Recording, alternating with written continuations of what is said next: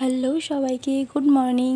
আজ আমার সকালটা একদম সাদামাটাভাবে শুরু হয়েছিল। প্রথমেই আমি মৌরি ভেজানোর জল কাল রাতে ভিজিয়ে রেখেছিলাম, তো সেটাই খেয়ে নিয়েছিলাম। দেন বাসি ঘরের কাজগুলো সেরে নিয়েছিলাম, যে এইগুলো ভিডিও ক্লিপ আমার নেওয়া হয়নি, যেহেতু আজ আমি অনেকটাই তাড়াহুড়োর মধ্যে ছিলাম। তারপর দেখছিলাম যে মাছওয়ালা এসছে, ওনার থেকে একটু ভুসি চিংড়ি মাছ নিয়েছিলাম, যেটা আমি ধুয়ে পরিষ্কার করে রেখে দিয়েছি। দেন তারপর একটু নুনটা আমি ভেজে নিচ্ছিলাম একদম শুকনো কড়ার মধ্যে। এটা হচ্ছে আমার মা করে। এমনিতেই আমাদের কাঁচা নুন খাওয়া স্বাস্থ্যের পক্ষে খুবই ক্ষতিকর, তো তার জন্য আমি সিদ্ধান্ত নিয়েছি এবার থেকে এই রকমভাবেই আমি নুনটাকে কড়ার মধ্যে ভেজে নেব। আর আগের থেকে তোমরা বুঝতেই পারছো যে নুনটা কতটা চেঞ্জ হয়ে গেছে, একদম শুকনো মতো হয়ে গেছে। তো তারপর আমি ঢেলে রেখে দিয়েছিলাম। তো তারপর ধুয়ে রাখা চিংড়ি মাছটা কড়ার মধ্যে দিয়ে একটু হালকা তেল দিয়ে নেড়ে চেড়ে আমি তুলে রেখে দিয়েছিলাম। দেখো সমস্ত কাজ আমি কমপ্লিট করে রেখে দিয়েছি। দেখো সমস্ত কাজ সেরে আমি স্নান করে নিয়েছিলাম একেবারে, দিয়ে তারপর একটু আলতা পরে নিচ্ছিলাম, কারণ যেহেতু আজ বৃহস্পতিবার, তার মধ্যে ঠাকুরকে জলও দিতে হতো,